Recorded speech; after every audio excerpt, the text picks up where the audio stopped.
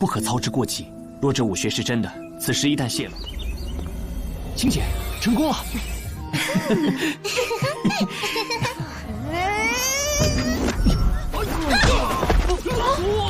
武王同等境界，战，哼，早灭了你们不知道天妖族的挑战。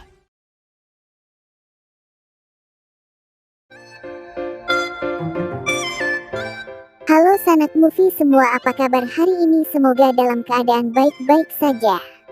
Kali ini, kita akan kembali melanjutkan cerita dari Donghua Swan Emperor, yang mana pada pembahasan sebelumnya mereka menemukan teknik rahasia dari Gunung Bela Diri, sehingga bisa menghabisi 1000 klan. Bagaimana dengan kelanjutan ceritanya? Sebelum itu subscribe channel ini, serta aktifin lonceng notifikasinya, agar nanti tidak ketinggalan update dan video terbaru. Tanpa memperpanjang waktu, langsung aja kita bahas.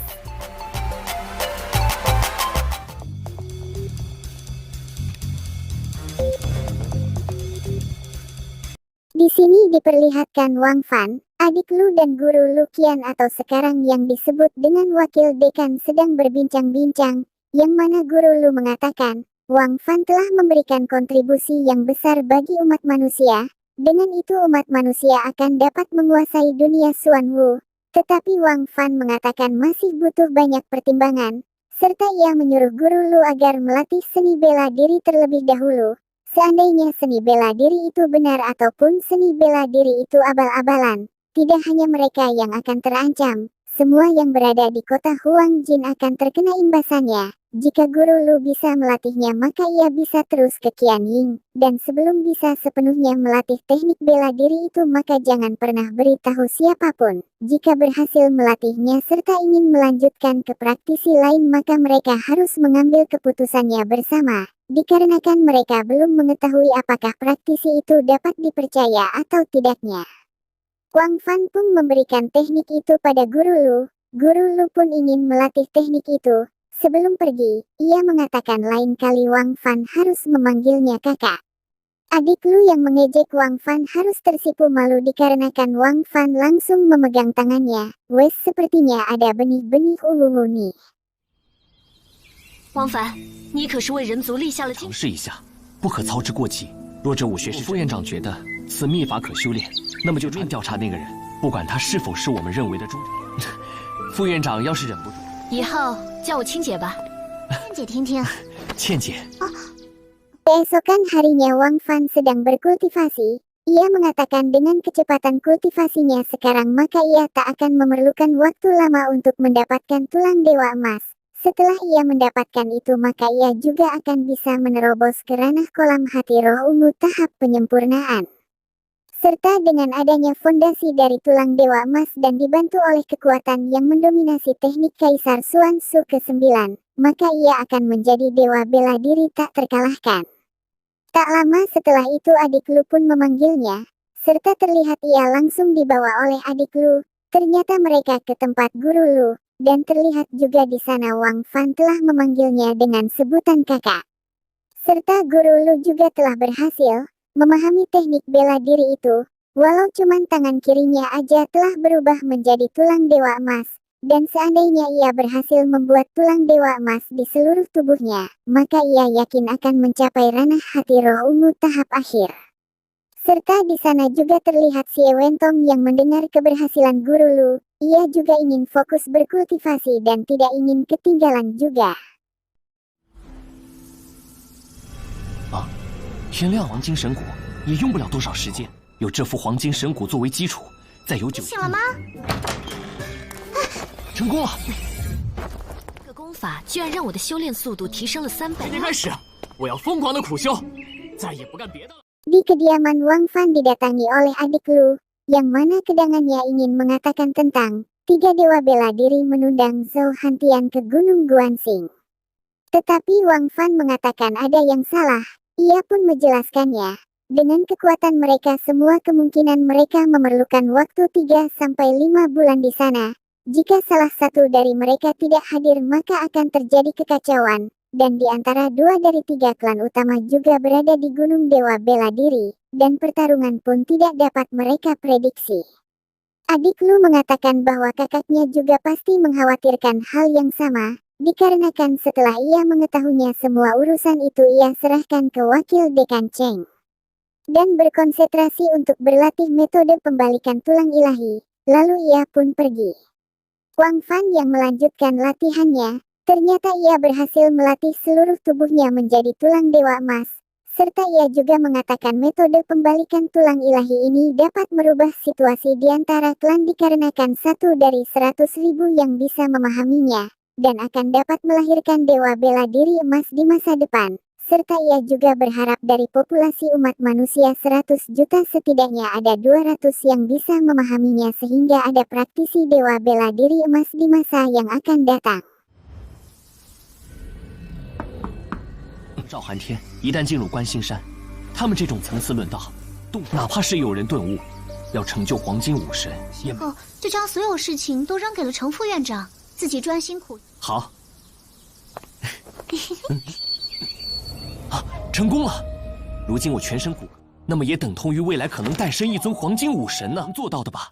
那么未来人族将会有100-200个。Empat berpindah pada perjamuan Guru Lu dan adik Lu atas keberhasilan tubuhnya menjadi tulang dewa emas. Serta Guru Lu dalam 1 bulan lagi akan mencapai ranah hati roh ungu tahap akhir dan ingin menantang Yao Wugo. Dan di sini mereka kedatangan wakil dekan Cheng yang mengatakan Jinmu Chenyuan dari klan Gagak Emas ingin menantang kakek dekan. Di sini Wang Fan sendiri tidak mengetahui siapa Jinmu Chenyuan itu. Guru Lu pernah dengar bahwa ia telah membuka lubang emas ilahi selama 20 tahun, dan klan Gagak Emas tinggal di luar wilayah sepanjang tahun yang sangat jarang muncul di daratan. Wakil dekan Cheng mengatakan kakek dekan sedang mengasingkan diri, serta untuk kekuatan Akademi Huang Jin saat ini tentunya belum bisa mengalahkan Jinmu Chenyuan. Dan apabila berita ini tersebar tentunya klan Iblis Surgawi dan Pedang Tirani 9 Matahari juga akan ikut campur. Seandainya meminta bantuan ke kota dewa, mereka juga dalam keadaan mengasingkan diri. Tentunya tidak ada tempat untuk meminta bantuan dan saat itu merpati penyampai informasi datang. Mereka yang melihat surat itu kaget dikarenakan Li Zihua berhasil membuka lubang emas ilahi dan sekarang ia memimpin penjaga dewa pedang untuk ke kota dewa, serta meminta untuk bertemu dengan Raja Harimau Perak. Wang Fan menyadari ada sesuatu konspirasi yang mana ada sebuah jebakan buat umat manusia. Seketika itu si Wentong juga datang dan mengatakan bahwa Yao Lailing dan Yao Wugo datang beserta bawahannya. Mereka pun ingin menemuinya. Di sini Wang Fan mengatakan pada adik Lu, teruslah berkultivasi serta jangan pedulikan kekacauan di luar serta semakin cepat menimpa tulang dewa emas maka semakin baik. 海外大日金乌族的金乌沉渊要挑比3大种族的3位第2高手都早。九阳霸刀族很可能也会插手进来。像是什么？李子化居然成功开启黄金神尊，果然有阴谋。这是有一张大网向人族。妖无谷带着人来到临天城，来的都是谁？妖烈灵和妖无谷为首，云总共6人。啊，他们来的。神谷越好。放心吧，我明白的。 Kembali pada Wang Fan yang menemui Xiao Bai, ia mengatakan dengan situasi sekarang yang semakin kacau, ia meminta agar berhati-hati serta selalu menjaga kakek dekan yang sedang mengasingkan diri. Serta ia juga ingin meminta armornya, dan ia juga mengatakan sesaat klan iblis datang ke kota Huang Jin, seseorang telah memata-matai situasi kakek dekan, tanpa meninggalkan jejak yang hanya bisa dilakukan oleh klan bayangan dari klan iblis surgawi. Sesampainya di kediamannya ia pun melanjutkan kultivasinya. Tak lama berselang itu si Wentong mendatanginya, serta langsung membawanya pergi. Ternyata Yao Wugo ingin menantang Wang Fan. Adik Lu juga menanyai kenapa Yao Wugo tiba-tiba menantang Wang Fan. Tantangan ini bukan merupakan tentang kekuatan melainkan menguji tentang pemahaman keterampilan dewa bela diri. Di sini Wang Fan sangat tertarik dengan tantangan itu. Serta ia juga ingin mengetahui apa tujuan dari Yao Wugo. Tentunya si Wentong sebagai teman yang baik ia mendukung Wang Fan. Tak lama setelah itu mereka datang. Di sana Yao Wugo sangat arogan, ia menyombong diri dan kekuatannya yang sama seperti Raja Harimau Perak umat manusia. Di sini Guru Lu memuji Yao Wugo yang sangat berbakat. Tetapi ia tak mempercayai penerobosan yang dilakukan oleh Yao Wugo dengan begitu cepat, kecuali dengan tulang dewa emas. Seandainya klan iblis surgawi mempunyai kekuatan seperti itu, tentunya sejak dulu telah melahirkan banyak master. Yao Wugo hanya tertawa dan memuji pemikiran dari Guru Lu, serta mengatakan ia mendapatkan warisan dari para leluhurnya. Dan di sini juga ia meremehkan Raja Harimau Perak yang tentunya tidak akan bisa menyelamatkan umat manusia, serta menyombongkan diri dengan ranahnya yang sama dengan Raja Harimau Perak. Tetapi kekuatannya lebih tinggi tentunya bukanlah lawan dari dirinya, yang mana ia memiliki keterampilan dewa bela diri perubahan naga iblis, dan tak memiliki efek samping. Tentunya ia mengatakan dengan mudah mengalahkan Raja Harimau Perak.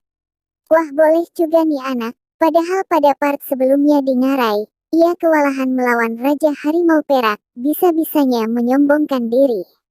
Ini yang tak patut dicontoh ya guys.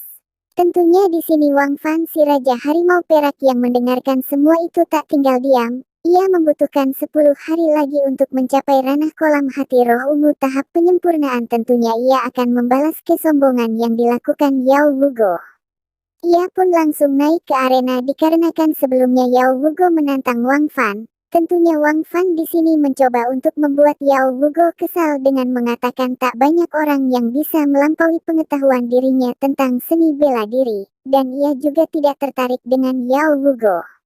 Terlihat di sini Yao Wugo sangat kesal, serta ingin membunuhnya. Wang Fan mengatakan kalau ingin mengacau silahkan saja di klan iblis surgawinya sendiri. Seandainya ia mengacau di situ maka umat manusia sangat mudah untuk membunuh dirinya.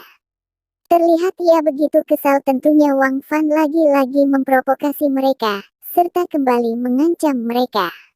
Di sini Yao Lailing menenangkan Yao Wugo, dikarenakan mereka hanya ingin bersaing mengenai pemahaman keterampilan dewa bela diri. Seandainya Wang Fan tidak berani maka akui aja kekalahannya. Tentunya Wang Fan menerima tantangan itu, yang mana tantangan itu akan dibahas pada part selanjutnya.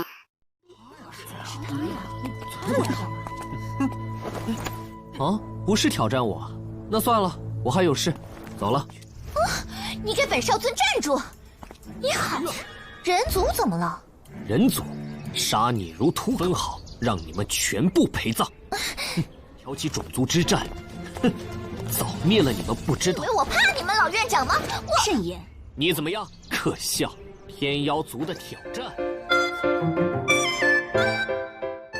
Nah, bagaimana keseruan dari ceritanya? Apakah Wang Fan bisa mengalahkan serta menyudutkan mereka yang berada di klan iblis surgawi atau tidaknya? Maka akan kita bahas pada part selanjutnya. Sebelum itu admin juga berterima kasih pada teman semua yang sudah support sejauh ini. Dan kita tunggu aja kelanjutan ceritanya.